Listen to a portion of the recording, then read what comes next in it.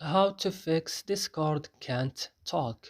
Today guys, I have the solution how to fix and solve this problem. Just watch this video till the end. So let's start. So first you have to go and open settings of your phone. After this, go to apps or applications. Here you'll find all the applications that you have on your phone. So you will search just for TikTok. And when you found it, just open it, Discord, and go to storage and click on clear data, click OK and go back and click on force stop and click OK, and the last things is going to Play Store and updating your Discord again. And that's it. I hope this video is helpful for you. Do not forget to like and subscribe in our channel. See you in another video.